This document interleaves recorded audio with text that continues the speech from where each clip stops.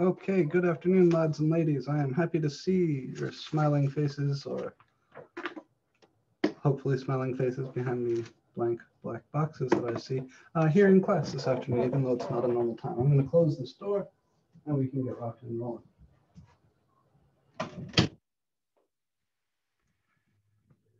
Okay, so we've been learning a lot lately. We've been learning about Riemann sums, areas, antiderivatives, and today is the day where we're hoping to start connecting those dots. So I want to put together in your mind for you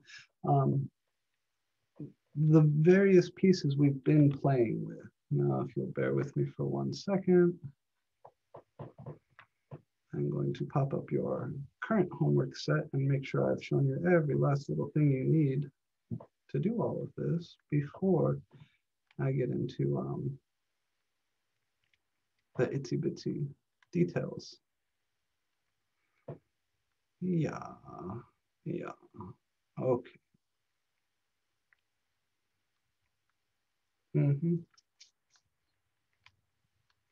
Yep. So let me come over here. I'll flip on the dot cam. I'll remind you the important things that we have done recently, and then I will start moving forwards. So of course, a week ago now, we started talking about antiderivatives. So this is, of course, MAC2311.004. Today, we're doing a lecture. It's the 13th November 2020. Today, we're going to look at the definite integral.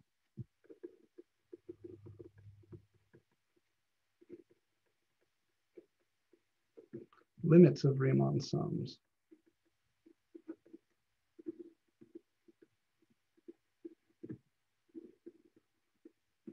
And the fundamental theorem of calculus.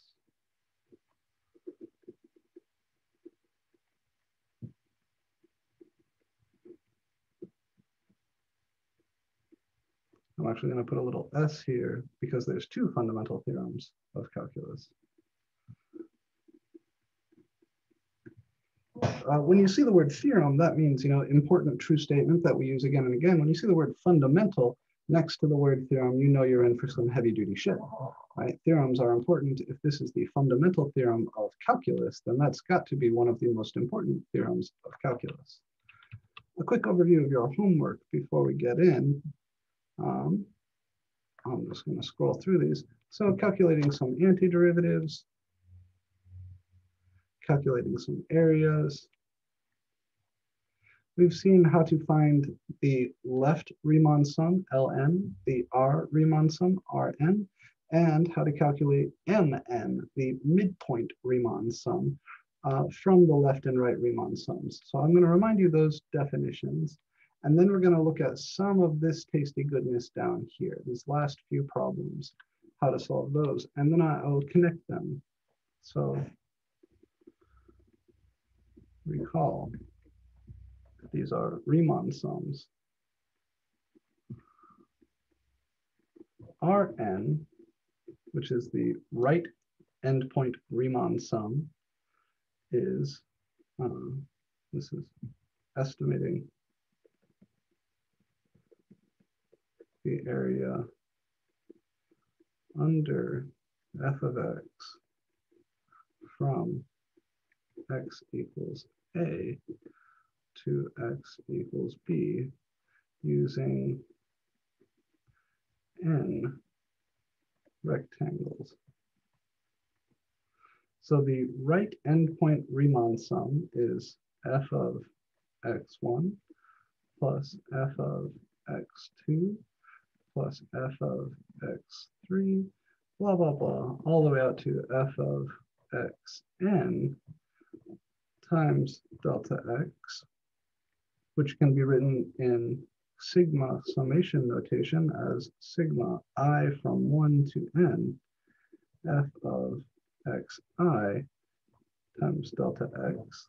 And the left-hand Riemann sum, Ln, looks similar, except it's f of x0 plus f of x1. It starts down here at x0 instead of at x1 like that guy, plus f of x2. And instead of going all the way out to xn, it goes all the way out to xn minus 1. And this guy, if you want to put him into the sigma summation notation, is sigma I from 0 to n minus 1, f of xi times delta x. And then mn, the midpoint, you could calculate it by finding each of the midpoints of the subintervals and using them, but this is the easier way to do it. Just average the left and right Riemann sums. Now, everywhere here, delta x, which is the first thing you need to calculate when you want to do one of these, is b minus a over n. Remember, a and b, those are the x values that you're trying to find the area between, and n is your number of rectangles. xi here is a plus I times delta x. So these are the things that hopefully you have been playing with for the last week. Hopefully you are getting to a place where you are comfy with them. You have done a number of these calculations, both in the long form like this, and maybe starting out with something like this. Today,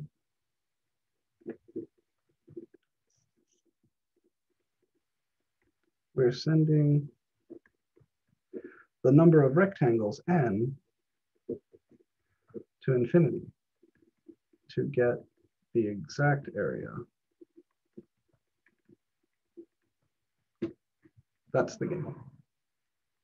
Okay, so remember the pictures. We've talked about this quite a bit. Rn doesn't give you the exact area under the curve. It gives you an approximate area under the curve because parts of those rectangles are above the curve, part of them are below the curve. Sometimes it's clear when one of these Rn or Ln is an upper estimate or a lower estimate, but not always. It depends. If your function is always increasing, for example, then Rn will be an upper estimate and Ln will be a lower estimate. If your function is decreasing everywhere from A to B, then Ln will be an upper estimate and Rn will be a lower estimate. All of those things come from drawing and thinking about the picture. So on the first, 15 problems of this homework set, make sure you're drawing the picture by hand and taking your time to understand what all of the pieces are. If you don't do that, then this is going to feel like fuckery, like black magic and saying mathematics doesn't make any sense to you because you can't connect the objects here in the symbols to the picture where they make great sense. So please, please, please, please, make sure you're drawing the pictures. If you already did the homework, you banged it out through whatever mechanism without drawing the pictures, do yourself the following favor, go back and solve at least one problem drawing the picture and looking very carefully at what everything means, making sure you can label everything, making sure you can point to which height and which width gives the area of the fourth rectangle and why that is what it is. All right. So today we're sending n to infinity. It's not about doing those calculations anymore. It's about sending n to infinity to get the exact area. The exact area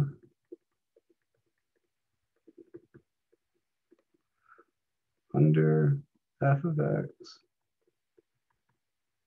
from x equals a to x equals b is the limit as n goes to infinity of Rn. We'll always, when we do this, the exact areas, we're always just going to use Rn. It's easier. It's the same thing also as the limit of the ln's, but why, right? Either the ln isn't any easier to work with than the Rn. This is the limit as n goes to infinity, sigma I from 1 to n, f of xi times delta x,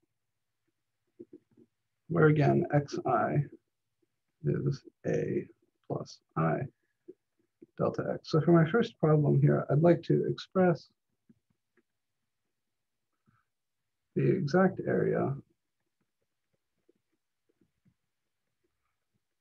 under f of x equals x squared from x equals 0 to x equals 1 as a limit,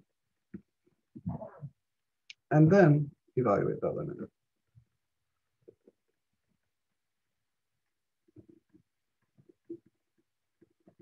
And the second part, you're going to need some of the summation formulae that I gave you on Monday. Remember, I gave you kind of, I think, 4 formulas for sums. All right, let's do it. So the area under f of x equals x squared from 0. All right. Here's x squared. Here's 1. I'm looking for this area. I know I can approximate that area by chopping this interval up into subintervals and building rectangles, blah, blah, blah. Here, the area I need is the limit as n goes to infinity of Rn, which is the limit as n goes to infinity of sigma I from 1 to n f of xi times delta x. Okay, well, I better figure out what delta x is. I better figure out what xi is, then I'll plug that into f, and then I can write down this limit. Delta x is always b minus a over n. And the difference with these compared to the previous problems you've solved is that n here, we're going to leave it as n. We're going to leave it as a variable so that at the end of this process, I can send n to infinity. So I don't have a specific number to plug in for n. That's new. All right, most of the early problems I say use 4 rectangles to approximate this area. Use 8 rectangles to approximate this area. N was a specific number. But now, n is just n. So for this problem, a is 0, b is 1,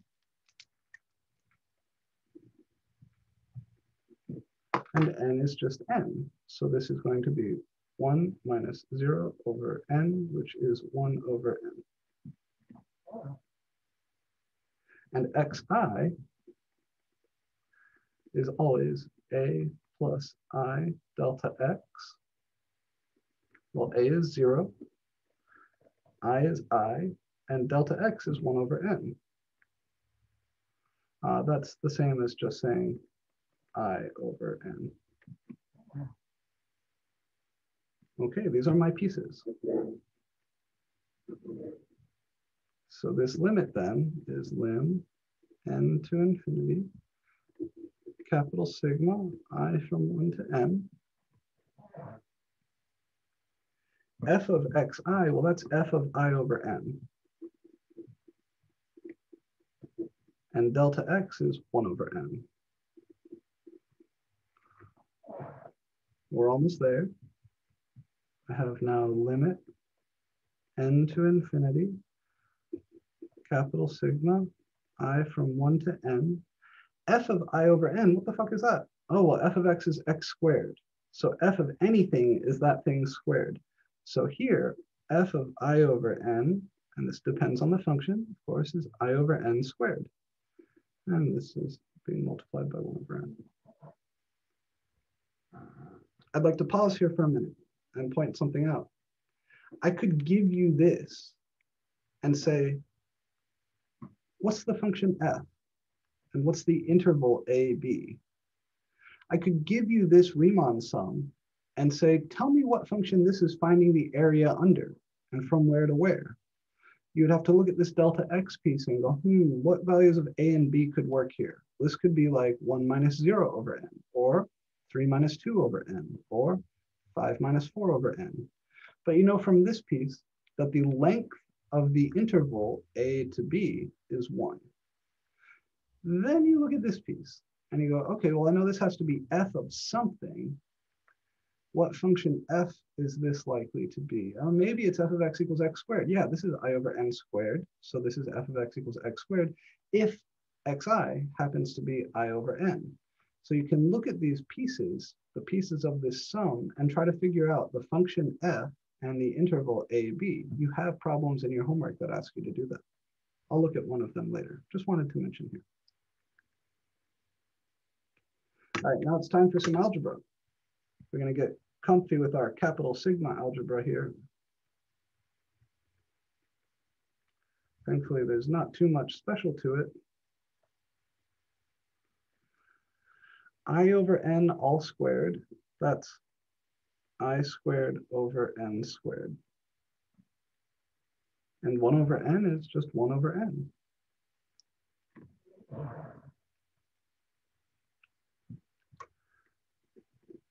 So I'm going to rewrite this. I've got lim n to infinity, sigma I from 1 to n, I squared over n squared times 1 over n. That's the same as 1 over n cubed times I squared, right? N squared downstairs here, n downstairs here. So I can shuffle these two n's over here, and that's 1 over n cubed. And then what's left here is just I squared. And since this sum is being done over the variable I, right? It's being summed from I equals 1. You can think of this as saying I equals n. Right, so we go from I equals 1 to I equals n, although nobody ever writes it like that. The variable of summation here is I. So the 1 over n cubed can pop out. So I get lim n to infinity 1 over n cubed times sigma I from 1 to n of I squared. And this is where you're going to need one of those formulas I gave you on Monday. Recall, the sum from I equals 1 to n of I squared. Anybody remember this?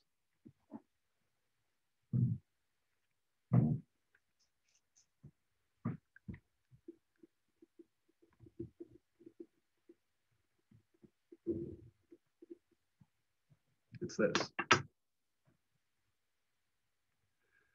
you add up the first n squares, this is what you get. So 1 squared plus 2 squared plus 3 squared plus 4 squared all the way up to n squared always has this value.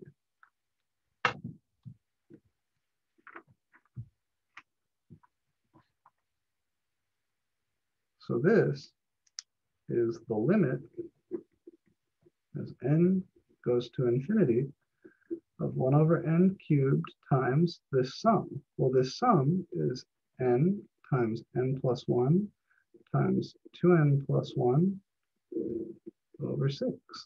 So this is the limit that I now need to calculate in order to get the exact area under that curve.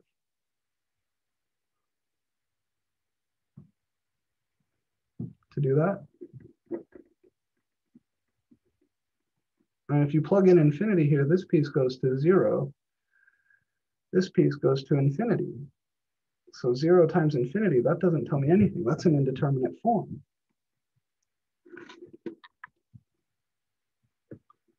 So what I'm going to do is I'm going to put this together into one fraction. Downstairs, I'll have 6n cubed.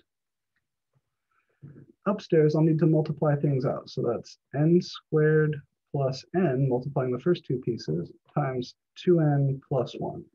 So I distributed the n here, and then 2n plus 1 I left alone. This n cubed, I put the 6 down here. Now, if I continue distributing upstairs, I'll have 2n cubed plus n squared plus 2n squared. So that's plus 3n squared. And then plus n and plus n squared. So plus n squared plus n. And all of this is being divided by 6n cubed.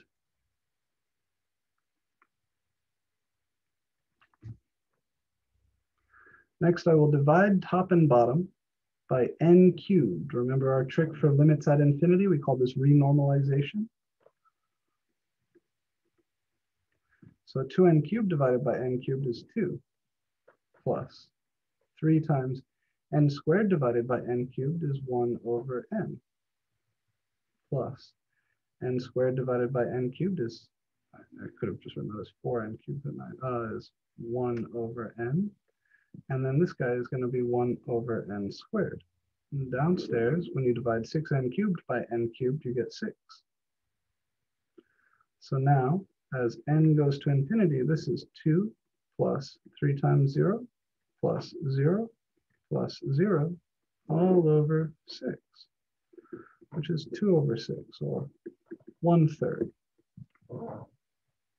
So the exact area underneath the curve, f of x equals x squared, from 0 to 1,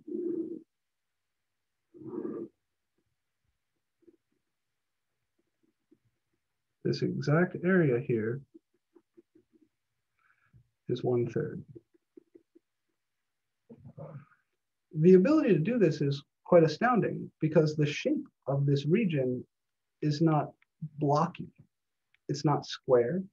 It can't be broken down into squares. It's not triangular. It can't be broken down into triangles. So it can't be broken down into trapezoids. It's curvy. And finding the area underneath curvy things is a fucking hard problem. This puzzled mathematicians for thousands of years until Leibniz and Newton around the same time came up with a solution. Very, very clever men. This was their solution. Right, this is it.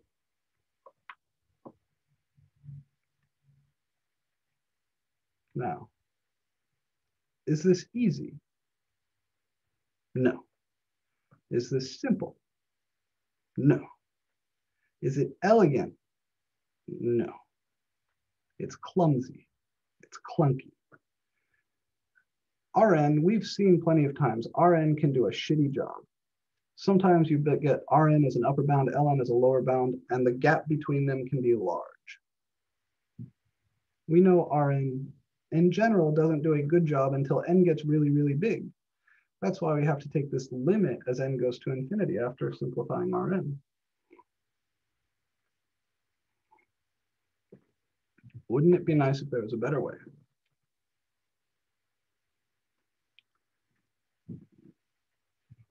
Before I go showing you other ways, I want to address one of those other types of problems,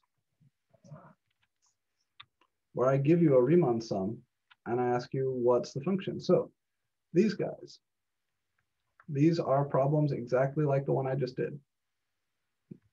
They've already written the lim n to infinity and the capital sigma. You just have to figure out what goes in here. In other words, they're just asking you on those problems to come up with this piece, this piece. But there are other problems here where I give you a sum and ask you, what is this measuring the area of? So just for shits and giggles, I don't want to do this exact one. I've only given you one of them.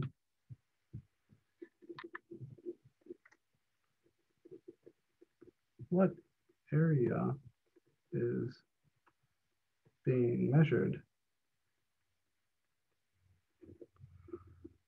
by lim n to infinity sigma I from 1 to n natural log of, say, 1 plus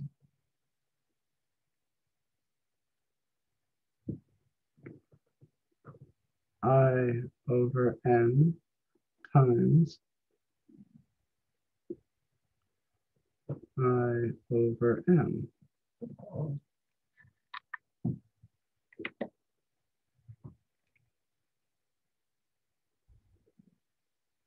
Hamlet, no bubble.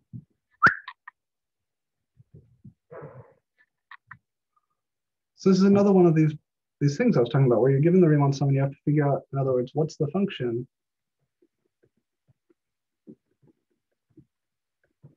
and what are A and B. Here, the thing we have is the limit as n goes to infinity, sum from 1 to n, natural log of 1 plus I over n times I over n.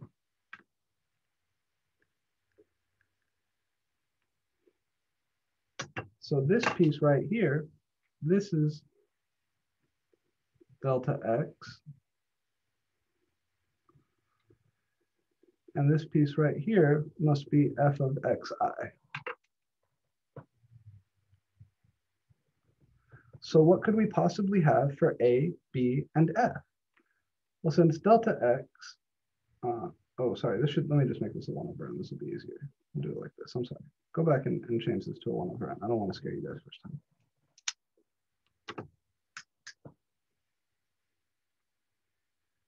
If delta x is just 1 over n, then b minus a has to be 1. And f of x here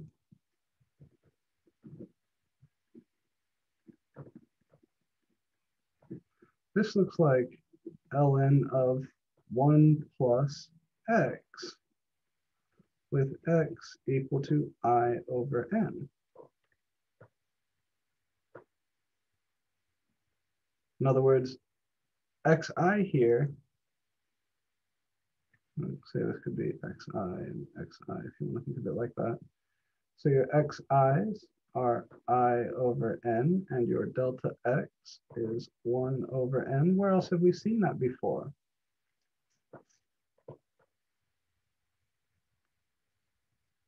On the problem we just did. So this could be 1 minus 0 over n. So a could be 0, b could be 1, and f of x would be 1 plus the natural log of 1 plus x.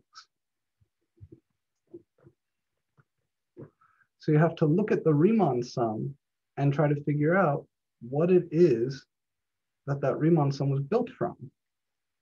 What function and what values of a and b. Now the graph of ln 1 plus x is the graph of ln x shifted to the left by 1 unit. Looks like this.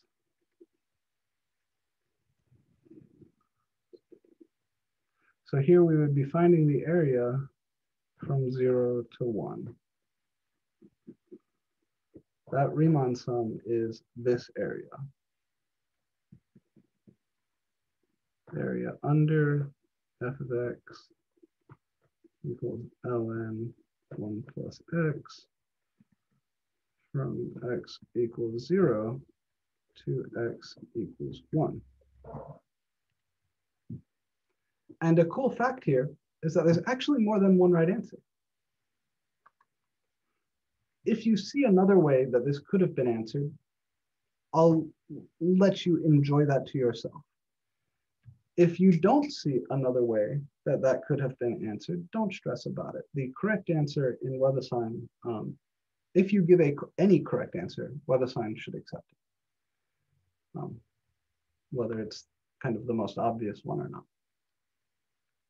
So these first two examples are just meant to get you a little comfy with the concept of a Riemann sum, what they're doing in the case where n is not a specific number, but is treated as a variable.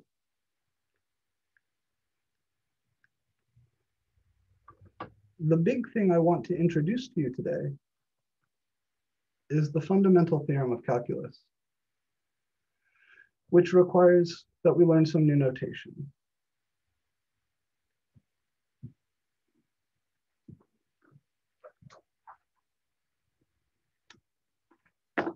So think of this as a primer for what we will be doing next week and a tool for interpreting what you're doing this week.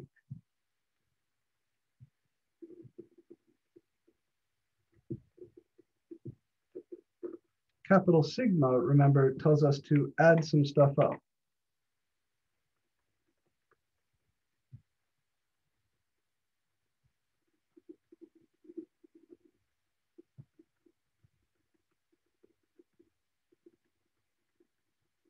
You know, maybe we say from I equals A to B. So you add up all the stuff inside from I equals A to I equals B.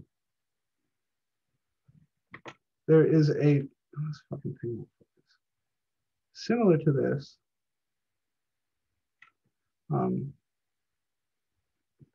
is the symbol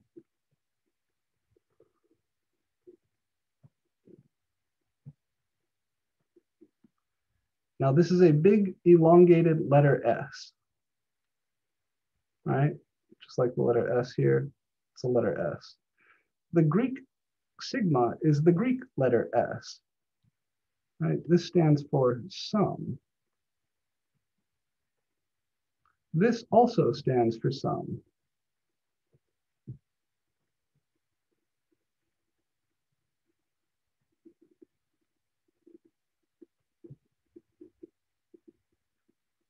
SUM, meaning to add up.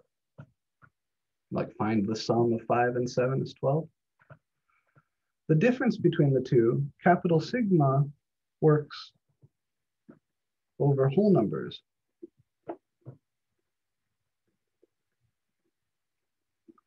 This symbol works over all real numbers.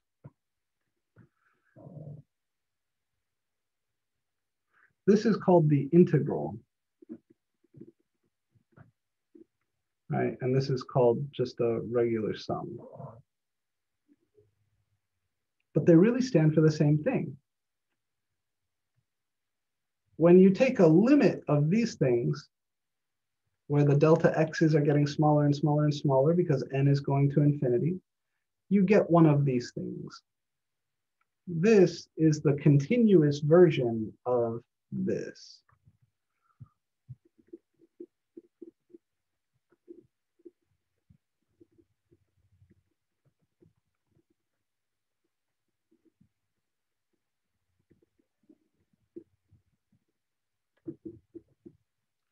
It's called an integral symbol, I-N-T-E-G-R-A-L, integral.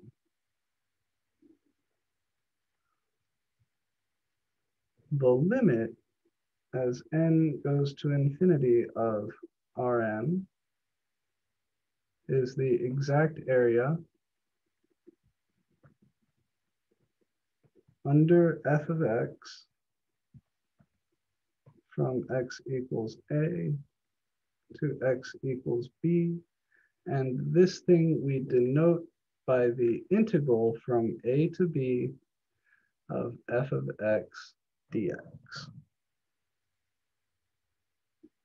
The symbol on the right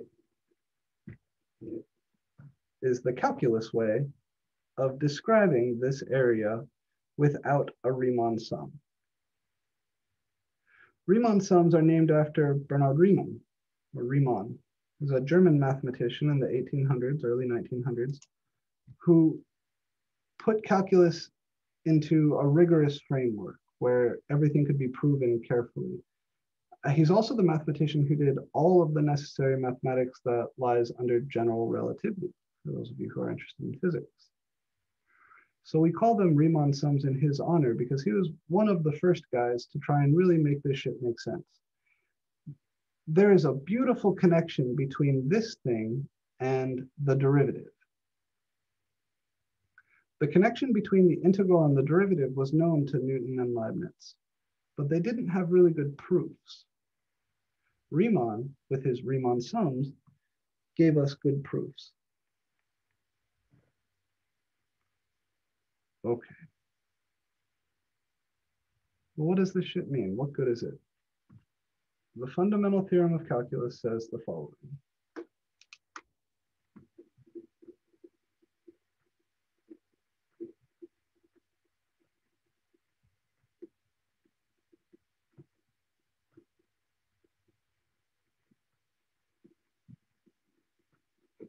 There's really two theorems. I'm going to state them both together here in the same place. This says if little f of x, actually let me make notation, little f of t is continuous on the interval ab, then the function big F of x, which is defined to be the integral from a to x of little f of t dt, is differentiable.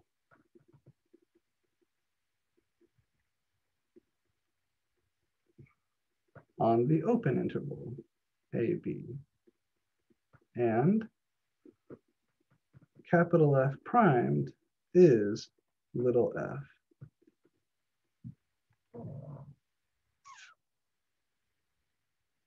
This is part one of the theorem.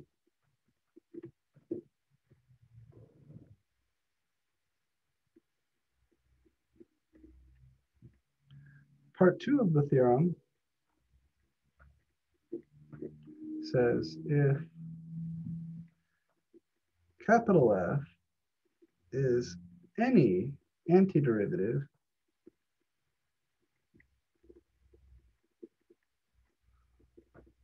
for little f, then the area under little f from a to b, which remember is the integral from a to b of little f, can be evaluated by calculating an antiderivative, plugging a and b in, and subtracting them. This, my good people, is perhaps the most important bit of knowledge known to mankind. So please take a second to write it carefully. Make sure you understand what each symbol means. I'm going to spend a bit of time on the first part there because this object, you may think you understand, but it's subtle. It's a little bit weird. It's the area under little f from a to x. That's how the function big F is defined.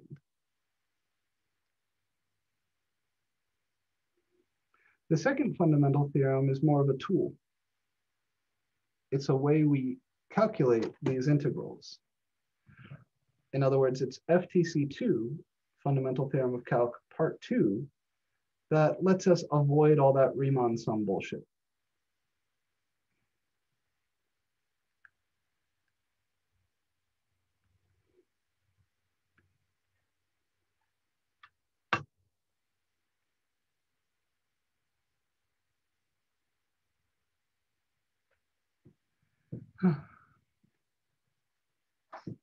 Okay. Going to change the pages in a few seconds.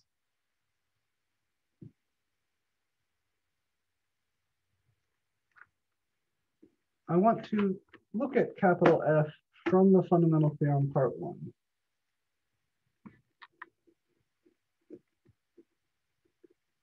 Let's let little f of t just be the function t.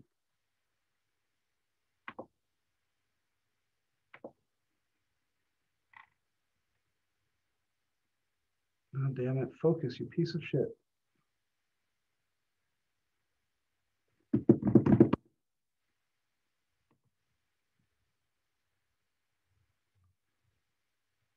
Motherfucker, come on.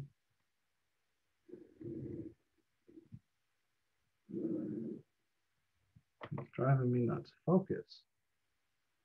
All right. Here's the graph of f of t equals t.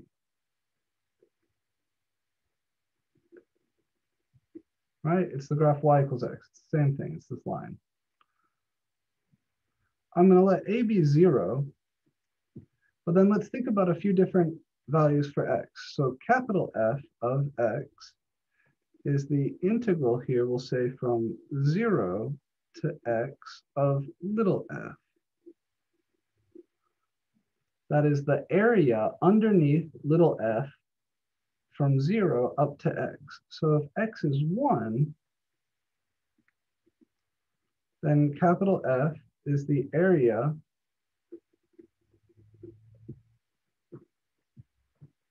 it's the integral from 0 to 1 of little f of t dt, which is the area under little f of t, which is just t, from t equals 0 to t equals 1. Since this is a triangle, I can actually compute that area. It's 1/2 base times height. That's 1/2. The base is 1, and the height is also 1. So this is just 1/2. if I go out to f of 2,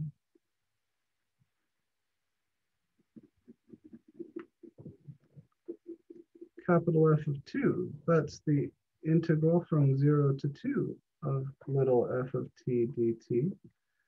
That's the area under f of t equals t from t equals 0 to t equals 2. Again, I can compute that just using geometry. It's 1/2 base times height. Well, here the base is 1 and the height is 1. I'm sorry, the base is 2 and the height is 2. So that's 1/2 2 times 2. This first guy, let's write it as 1/2 times 1 squared, just for fun. This second guy is 1/2 times 2 squared. Let's leave it like that. I know that that's equal to 2, but for now, let's just leave it like that. Capital F of 3 would be the integral from 0 to 3 of little f of t dt. Okay, well, that's the area under f of t equals t from t equals 0 to t equals 3. So I come out here to 3. What's all this area? Again, it's a triangle, so 1/2 base times height. Since the base and height are both 3, this is 1/2 times 3 times 3, or 1/2 times 3 squared. Looking at these, f of 1 is 1/2 times 1 squared.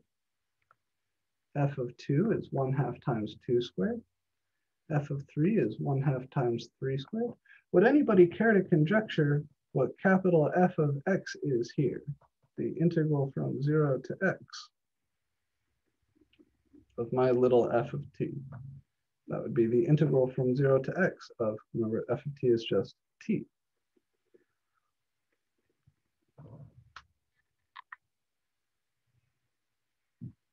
F of 1 is 1/2 times 1 squared. F of 2 is 1/2 times 2 squared. F of 3 is 1/2 times 3 squared. F of x, what do we think that could be?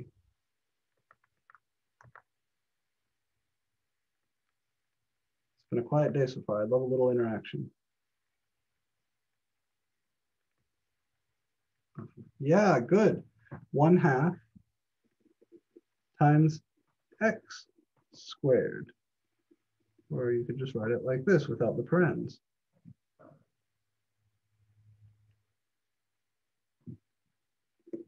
Now this is just a guess,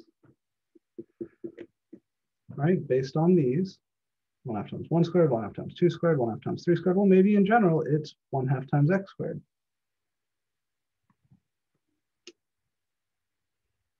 What happens if you differentiate capital F?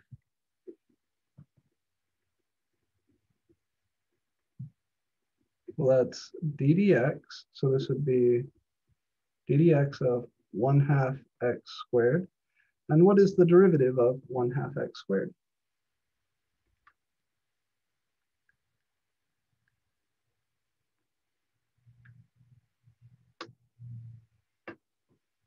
Yeah, it's x. It's 1/2 times 2x, which is x. So is capital F an antiderivative for little f? Well, little f of t is just t, which means little f of x would just be x. So yeah, the derivative of this capital F is this little f. The area underneath a curve is the antiderivative of the curve, evaluated between bounds.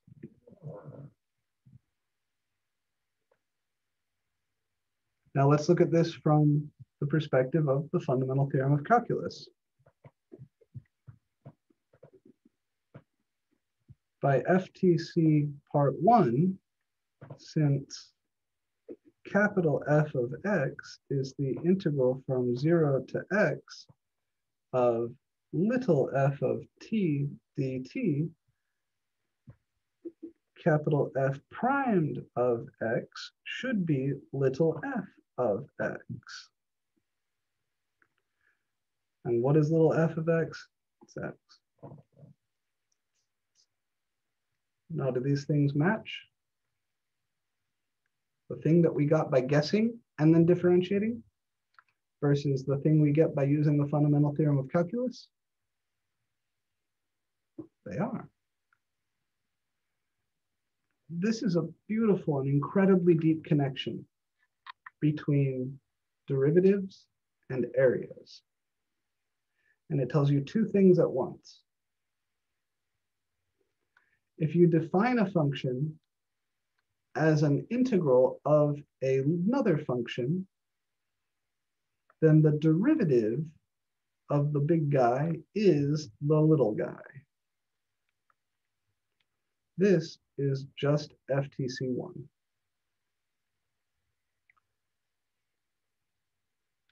FTC2 gives me a way of calculating each of these little integrals without using this geometry and without using Riemann sums.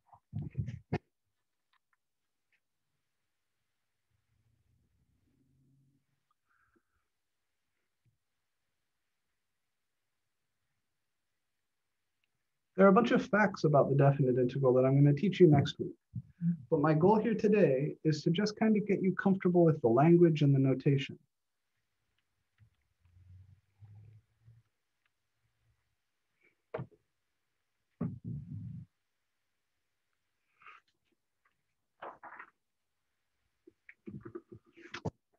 Let's discuss a slightly more interesting problem.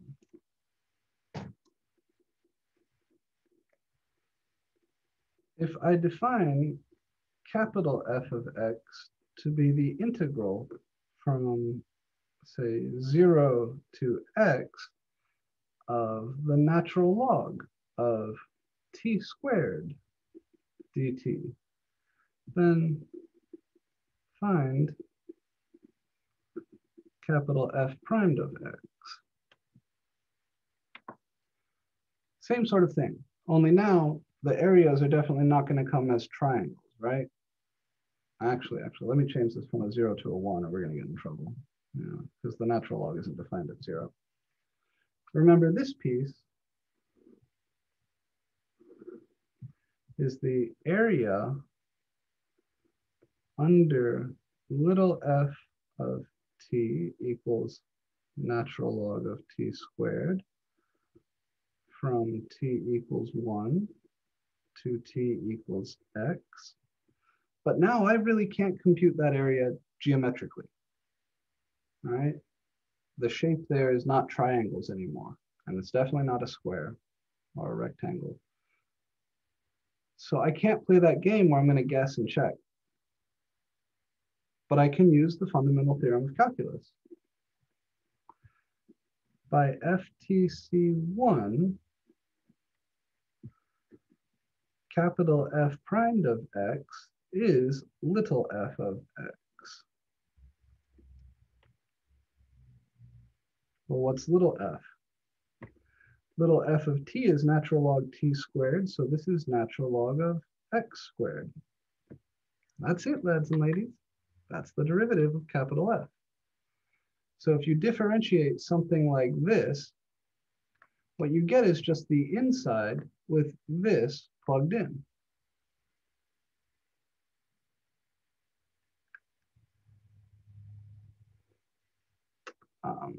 Yes, absolutely. This will be on the test.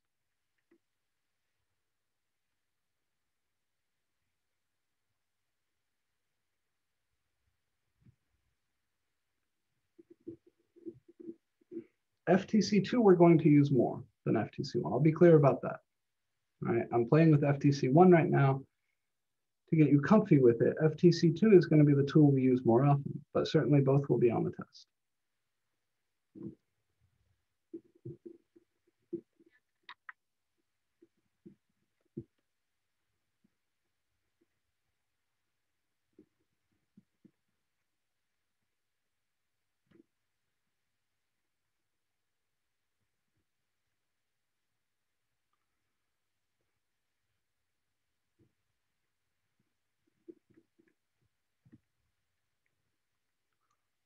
we can try to do the same thing here. So look at this next example. If capital G is the integral from 1 to x squared of e to the negative t dt, can we find capital G prime? This is the same sort of thing. I'd like to say that by FTC1, capital G primed of x is what you get when you just take this guy and plug it in there. So that would be e to the negative x squared. Except the thing up here is not just an x, it's a composite function. So by the chain rule, we have to multiply by the derivative of the thing up there. So capital G prime here would be 2x e to the negative x squared.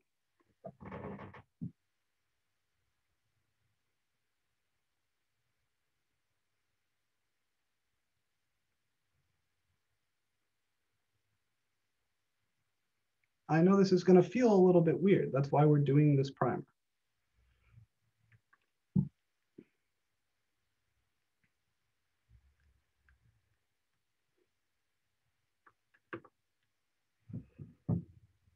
One of the reasons I'm doing more FTC1 examples right now than FTC2 examples is because you can kind of use FTC2 to cheat on your homework. Let me show you what I mean. Remember the first problem we did today? Find the exact area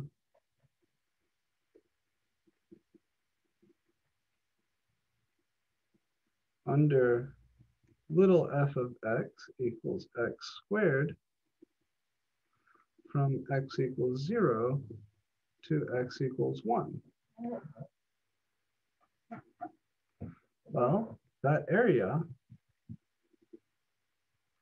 the exact area there is the integral from 0 to 1 of little f of x, which is x squared dx.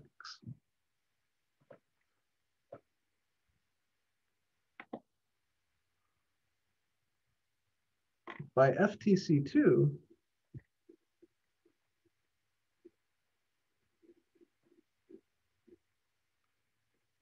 the integral from a to b of little f of x dx is equal to capital F of b minus capital F of a, where capital F is an antiderivative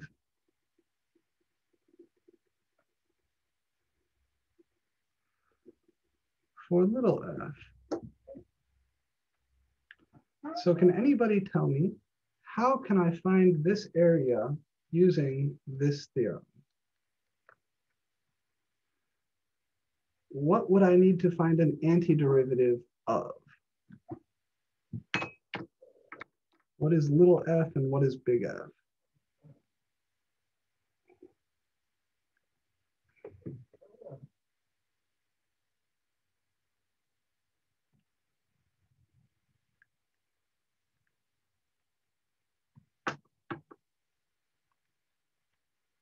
Look at this and compare it to this.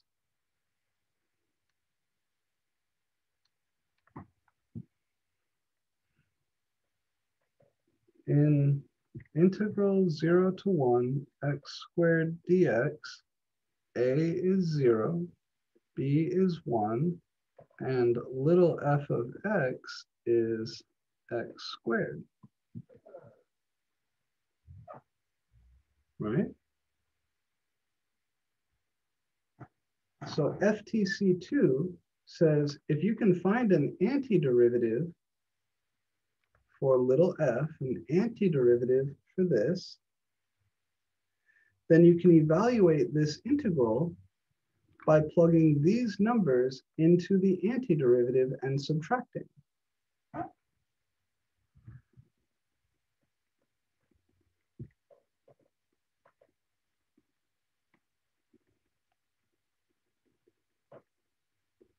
Well, what is an antiderivative for little f of x equals x squared? Doesn't have to be the most general antiderivative, just any antiderivative. Who has x squared as his derivative?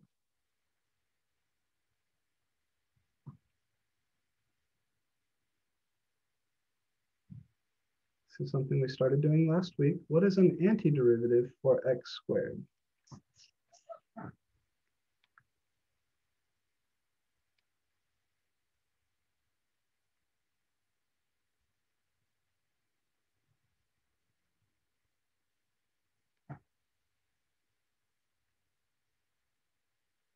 Yeah, good. In fact, that's the most general antiderivative. I don't even need the plus c here, just 1/3 x cubed, because remember, any antiderivative is fine. So according to the second fundamental theorem of calculus, FTC2,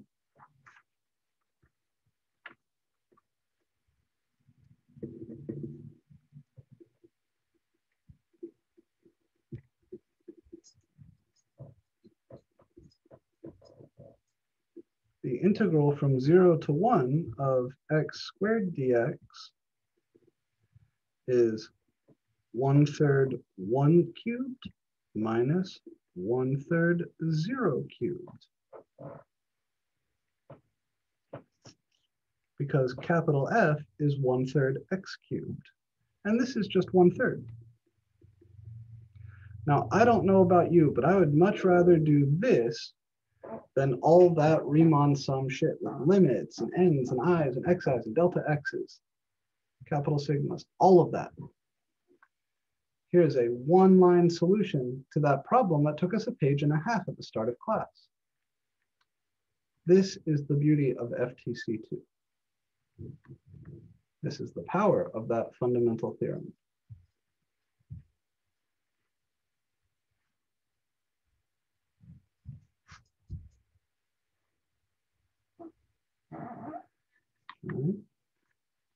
I'm hoping that you're starting to see this. It's okay if it feels a little bit strange right now. Here's integral a to b, little f of x dx, and this is capital F of b minus capital F of a. You see it?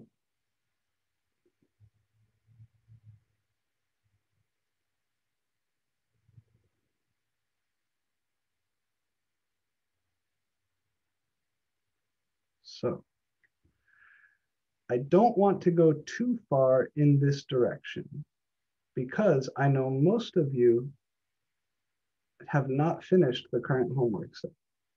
I think most of you are a little less than halfway through the current homework set. So rather than walking further, oh yes, I will definitely specify, I promise. There will be a problem on this next test where I say find this exact area as a limit of a Riemann sum. And there will be problems on that test where I say find this integral using whatever methods you want. And then you could, if you wanted, set it up as a Riemann sum, but that would be silly. You should use FTC2. So I promise the test will make very clear which of these techniques you should use in which settings. And unfortunately, I cannot let you use FTC2 everywhere. You need to demonstrate to me that you have learned what Riemann sums are, how to compute them, how to work with sigma operators. So we've got some time left today, and I don't want to go further in this direction, which means I'm happy to give the rest of the class to you guys to work on whatever you would like. We can do homework problems from any of the last couple homework sets, or just general examples, whatever you would like. So how are you guys feeling? What would you like to work on for the remainder of the class period?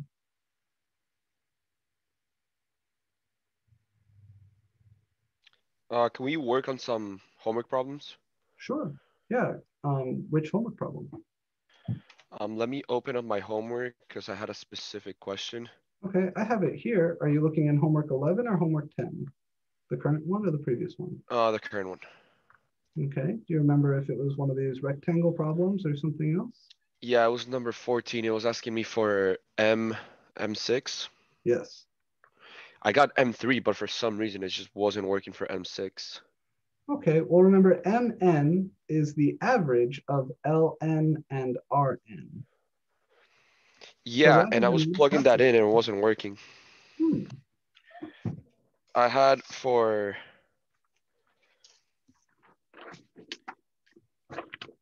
I have all my R3, R6, L3, and L6, and then when I would plug them in the formula, it didn't work. So I now had to do it like individual. Well, let's take a look.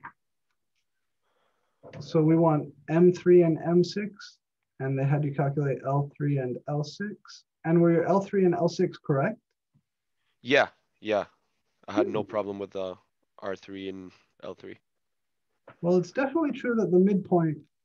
So let me show you guys something. There's more than one ways to calculate the midpoint sum, but the easiest way is as the average of the other two. And I'm pretty sure that your book should give you this fact. But the other way is to explicitly find the sample points in the middle. So let's see, do they discuss this or not? They do.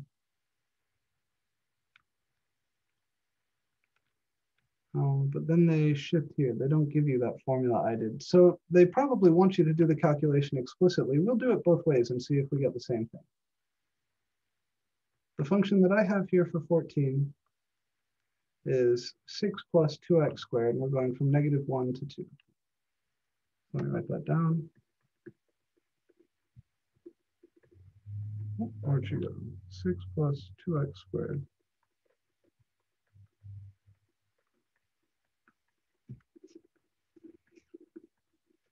All right. So if I want to find Rn and Ln, I first need delta x. That's always b minus a over n. So this is going to be 2 minus -1 over n. So if n is 3, then delta x, so this is 3 over n. If n is 3, then delta x is 3 over 3 is 1. And the xi's would be a plus I delta x, which is -1 plus I times 1. And R3 will be f of x1 plus f of x2 plus f of x3 times delta x, which is, what is x1, x2, and x3? Well, if I plug in 1 for I, then this is -1 plus +1 is 0.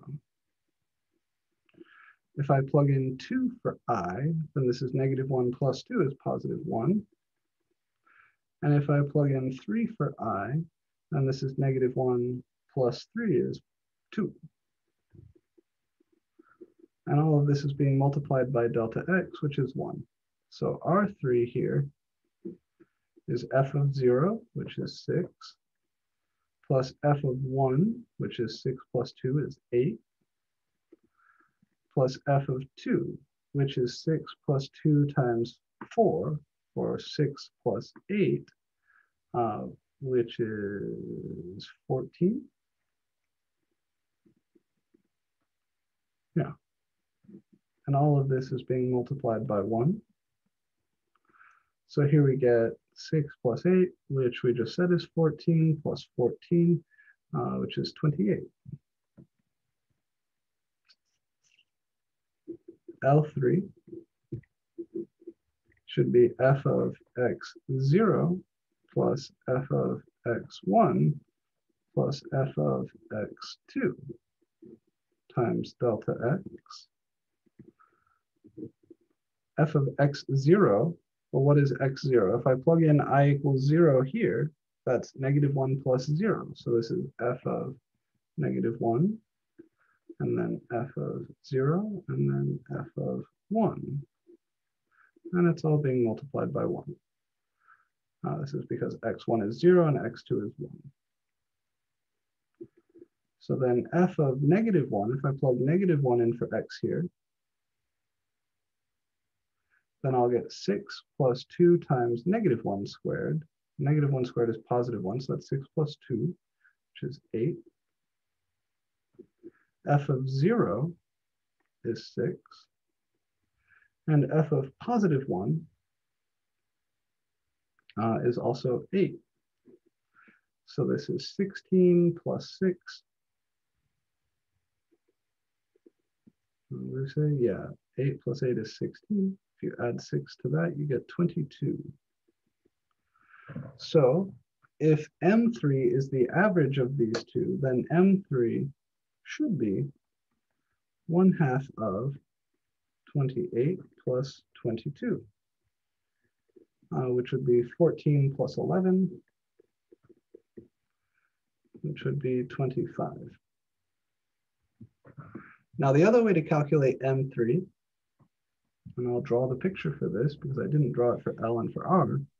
Yeah, that's how I did it. I just plugged it in the formula, but then WebAssign marked it wrong. But then when I did it with drawing the rectangles for the M, I got a different number. Interesting. Okay, 6 plus 2x squared. Let's see, that looks about like this. You take 2x squared, you bump it up 6 units. And we're going from -1, which I'll say is here, out to 2, which we'll say is here. And if I want to use my midpoints, so my first subinterval, since delta x is still 1, right? That's 2 minus -1 over 3 is still 3 over 3, which is 1. Then my subintervals are -1 to 0, 0 to 1, and 1 to 2. So the midpoints are going to be here, here, and here. So my rectangles would look like this.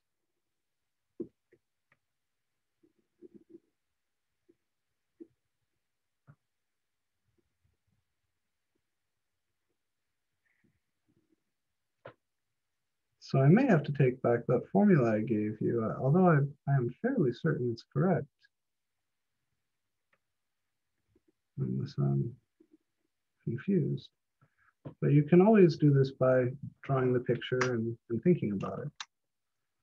So these heights are going to come from the value of the function at these halfway points. So this is -1/2, +1/2, and +3/2. That is where these guys are going to come from. So M3, if we calculate it raw, should be f of -1/2 plus f of +1/2 plus f of 3/2, all times my delta x, which is 1. So each of these widths is 1, then their height is now coming from the midpoint. I'm going to need a little bit of time on the calculation here. F of -1/2 is 6 plus 2 times 1/4. 2 times 1/4 is 1/2.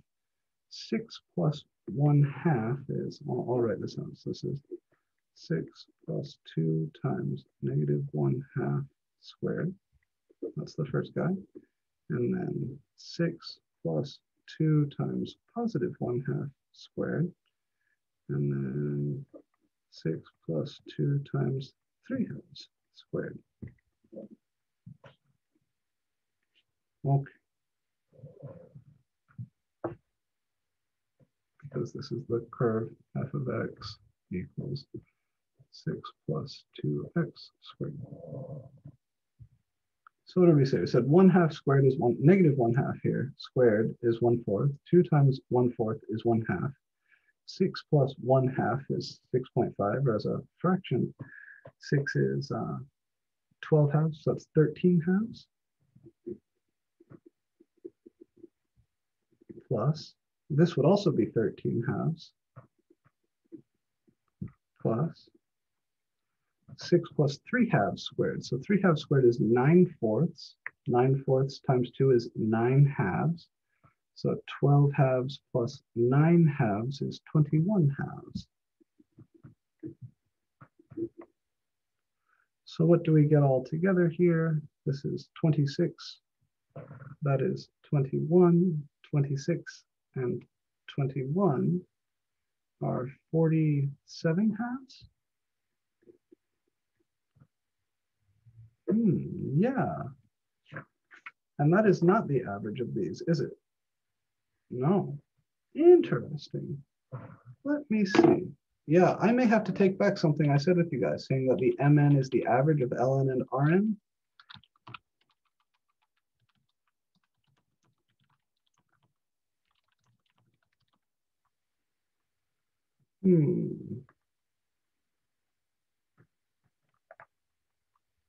Now, I was pretty sure I'd proven that at some point in the past, but I might be mistaken. I might be confusing myself with something else. So let me see here. Right.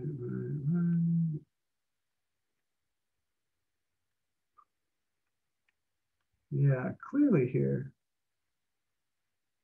Clearly it's not the case, right? We just did an explicit example that shows that's not the case. I wonder what the average, what is that then?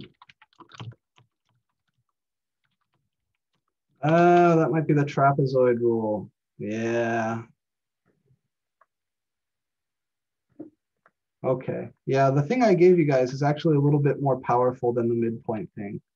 I'm remembering now. Let's see. Closing methods. Approximating. Yeah. Yeah. Okay. Yep. This is the truth. So the trapezoid rule, which is where instead of using rectangles at all, if you look here at this picture, here's the trapezoid rule. The red is the actual curve. The blue is the approximating object. These guys come from the average of left and right. So I have to take back what I said earlier, and I appreciate you pointing that out. Thank you very much. Yeah, MN, been doing this.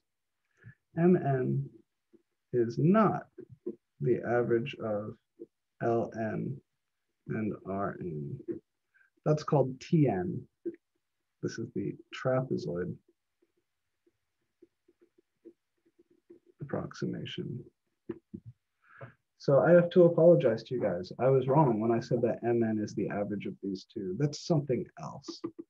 This will actually do a better job of approximating your area, but that doesn't matter to you guys because WebAssign just tells you you're wrong. So when it comes to the midpoint things, you just got to bite the bullet. You just got to get in here and actually do it. If you're looking for a formula, I can give you a formula that works for midpoint rules. The common notation for the xi's that are used in the midpoint rule is xi bar. Bar stands for an average of sorts. Here it's the midpoint between xi minus 1 and xi. This would be a plus 2i, and let's see, when I plug in I1 here, I want to go left and then half one step, so I think this would be 2i minus 1 times delta x over 2. Let me just check that plug this in, this works. I plus 1, yes. Yep, okay, for midpoint. So if you want a formula that you can use in your midpoint calculations without having to like draw all the picture, I again encourage you to draw a picture. Drawing the picture is good, but I know it's not fun to do that all the time. You can do this. So while MN is not this average, MN can be calculated as the sum from 1 to n of f of xi bar times delta x, where delta x is, as always, b minus a over n, and xi bar is a plus 2i minus 1 times delta x over 2. So you can use this formula for your midpoint rule. I'm very sorry about that, guys. This is kind of an embarrassing mistake on my behalf. MN is not the average of the LNs and RNs. That is what you get for the trapezoid rule, which is a better approximation technique, but doesn't help you find MN. To calculate MN, you would use this rule, or just draw the picture. Okay. Let's practice this. Why not? Let's go ahead and see if we can't calculate the other fellow we needed. You said you got R6 and L6 correct. So let's go ahead and calculate M6 and let's do it directly. So f of x here, still 6 plus 2x squared. A is still -1. B is still, what was it, 2? Yeah, 2. So delta x is still 2 minus -1 over n, which is 3 over n. I want to find m6. So there I'll take n to be 6. That means this is 3/6 or 1/2. The xi bar that I need for mn is a plus 2i minus 1 times not delta x, but delta x over 2. So this is -1 plus 2i minus 1 times 1/2 over 2, which would be -1 plus 2i minus 1 times 1/4. So I know that M6 is, I'll write it out, f of x1 bar plus f of x2 bar plus f of x3 bar plus f of x4 bar plus f of x5 bar plus f of x6 bar times delta x. This is going to be a little bit hairy, but we can do it. Delta x is 1/4, so I'll plug that in at the end. X1 bar. If I plug in I equals 1 here, then I get -1 plus 1 times 1/4. Right? 2 times 1 is 1. That's 2 minus 1 is 1. So this is f of -1 plus 1/4. What is that? That's -4/4 plus 1/4. It's -3/4. F of x2 bar. If I plug in 2 for I here, this will be 4 minus 1 is 3. So that's -1 plus 3/4. Maybe I'll do these calculations over here so you can follow them. X1 bar is -1 plus 1/4, which is -3/4.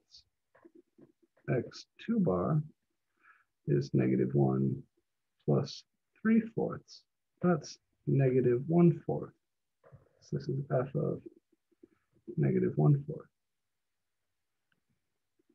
X3 bar is -1 plus, if I plug in 3 for I here, that's 2 times 3 minus 1. 6 minus 1 is 5. So that's -1 plus 5/4, which is +1/4. X4 bar would be -1 plus, I'm going to plug in 4 for I here. That's 8 minus 1 is 7/4. -1 plus 7/4. This is a +3/4, right? -4/4 plus 7/4 is +3/4. X5 bar would be -1 plus 10 minus 1 is 9/4.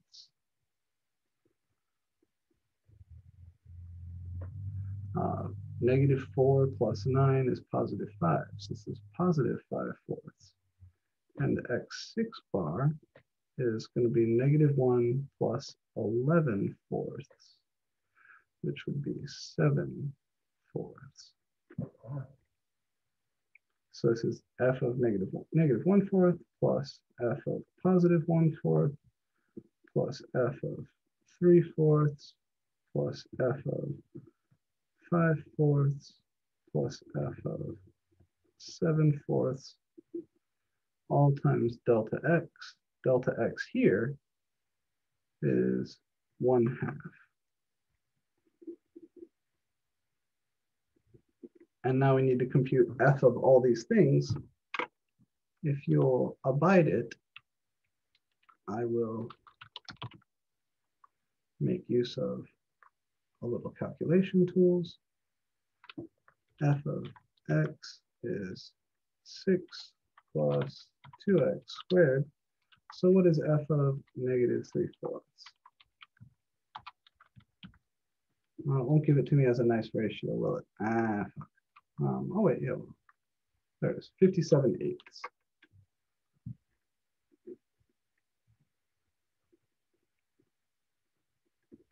F of 1/4, -1/4, 49/8.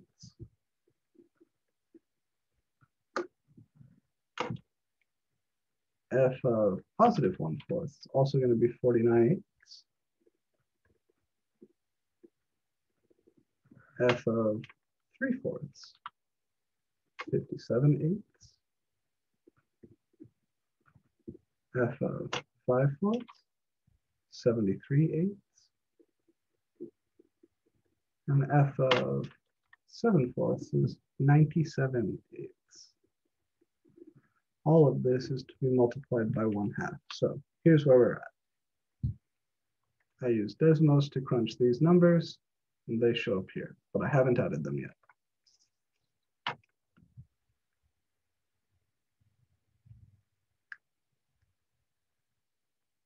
So the formula for M6 is very similar to L6 and R6. You just use the xi bars instead. Now we have to add all these things up. Again, I'll let my friend here help. So that's 57 plus 49 plus 49 plus 57 plus 73 plus 97, all divided by 8. And if I want that as a nice ratio, it's 191/4. And everything is still being multiplied by 1/2. So altogether, this would be 191/8. That would be your midpoint.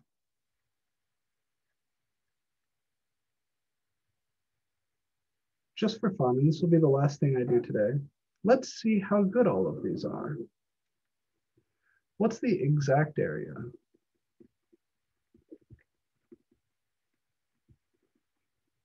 Under f of x equals 6 plus 2x squared from -1 to 2.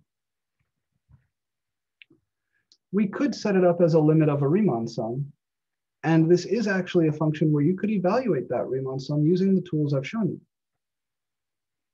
But let's use FTC2 instead. This would be the integral from -1 to 2 of 6 plus 2x squared dx. I need an antiderivative. And the way we write this notation to say, here's my antiderivative, and I'm going to evaluate it from one number to another, is like this.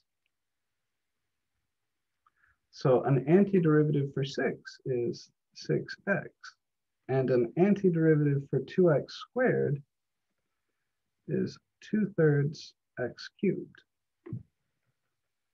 So if I take this, plug in 2, and then subtract what we get when we plug in 1, this is 6 times 2 plus 2/3 times 2 cubed minus 6 times 1 plus 2/3 times 1 cubed.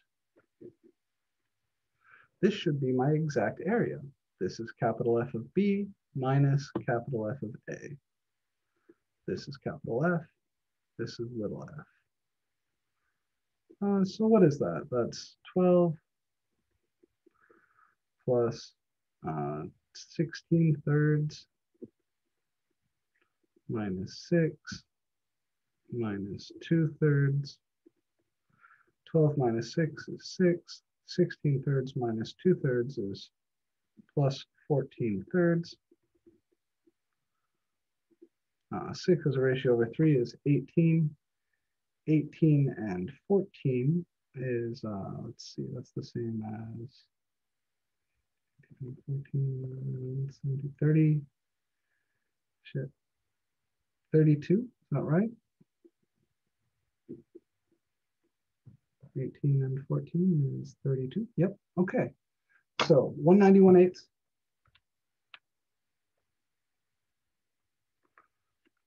191/8 is this. That was our approximation.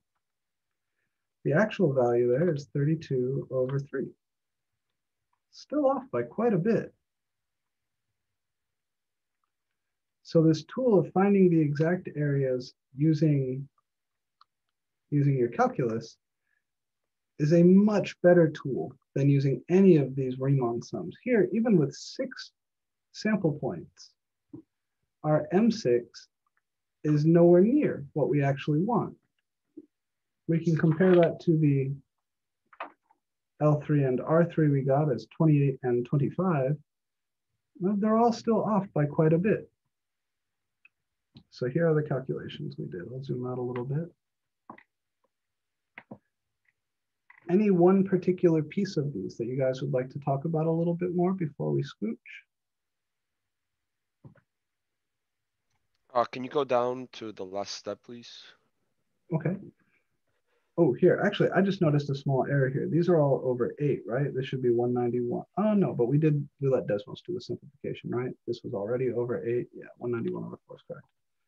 Okay, so which part did you want to see, the integral or the midpoint sum? On the bottom, where you put the brackets and then the antiderivatives. When you plugged in A on the right side of the bracket. Yeah. Oh, it's a -1, isn't it? Yeah. Right. Yeah, okay. yeah. I was gonna ask if you. Okay. No, good catch. Yes, thank you. I was feeling like that was off by even more than it should be. All right, let's come down here and do that comparison. Yeah, A is -1, not +1. So this is still 12. This is still plus 2 cubed is 8 times 2 is 16 thirds minus 6 times -1 is -6 plus 2 thirds times -1 cubed is -2 thirds. Yeah, so we should have this. So this is 12 plus 16 thirds plus 6 plus 2 thirds. This will be more interesting. So that's 18 plus 18 thirds.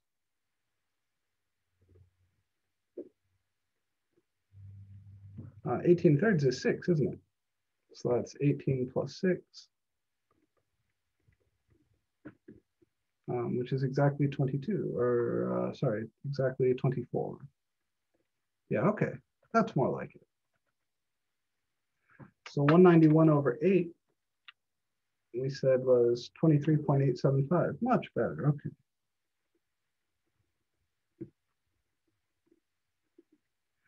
And the values we had for Ln and Rn, we found that L3, okay, so the exact area is this. M6 should have been our best approximation. M6 came out to 23.875. And then I didn't calculate R6 and L6, but R3 was 28 and L3 was 22. All right. So yeah, this is a nice comparison. This kind of shows the relative accuracy of the different methods. So the exact area there is 24 units, 24 units squared. And we got that using FTC2. The midpoint rule got us closest of all the others for 2 reasons. One, because midpoints are better than left or right as a general rule. And also we used 6 rectangles there instead of 3 in each of these. But then L3 and R3, they weren't off by too much, right? But this guy is definitely the closest. So your homework You can see, even I'm making mistakes on these things. It's very easy to make mistakes in these. There's so many little calculations. I'm sympathetic to that. That's why it's not a super long homework set, right? Just a few problems versus like 30 or 40. Take your time and make sure you really understand these. It's not too hard to pick the right picture from before, but you should draw the picture yourself and then match it. That will prepare you better for the test, because on the test, I could well ask you to draw one of these pictures. Also, if you look at number 13, Mm-hmm. and you know how it's asking us if it's overestimating or underestimating, Mm-hmm. what if you give us a graph that's like with a lot of turns and we can't really tell? Like, is there a way to tell, or because these are very easy to see that it's overestimated or under? That's intentional. And no, the only thing I'm expecting you to remember from this is that if your function is always decreasing or if it's always increasing, then it's easy to tell, right? I wouldn't ask you the overestimate or underestimate question if it wasn't obvious. So either all the rectangles will poke up above and then it's an obvious overestimate like here, or all the rectangles will be below and then it's an obvious underestimate like here.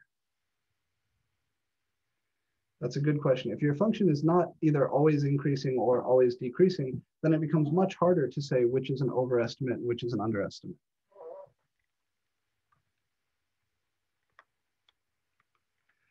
Anything else that you guys would like to ask about before you're turned loose on this homework to finish it yourselves?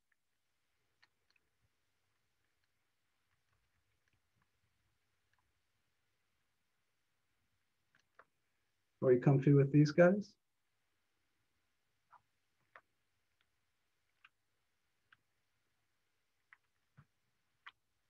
Okay then.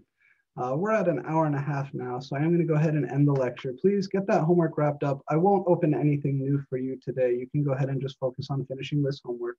And then next Monday, we're going to begin talking about the fundamental theorem of calculus in earnest. I will show you the full gory details of the theorems, and we'll start using those for our calculations moving forward.